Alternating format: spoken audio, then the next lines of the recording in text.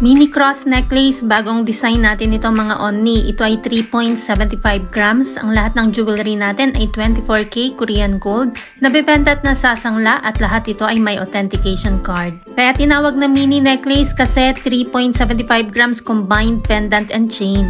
Itong itsura ng ating pendant sa gilid at ganito naman ang itsura niya sa likod. At ang pendant ay hindi natatanggal sa chain, nagagalaw lang siya pero hindi mo siya matatanggal. Ito naman ang ating 18K Korean gold lock at ang haba ng ganitong necklace ay pwede sa 40cm hanggang 45cm. Kung ang gusto mo ay mas malaking pendant at mas makapal na chain, pwede tayo sa 7.5 grams or 11.25 grams and above. Ang rate ng gold ay nagbabago everyday kaya hindi natin nilalagay ang price sa video. Ang mga jewelry natin ay pwede sa cash, 2 gifts, or ilang months layaway, depende kung saan ka komportable. Kung gustong malaman ng updated price, mag-inbox kay Michelle Yu at follow na rin ang ating TikTok account para updated ka.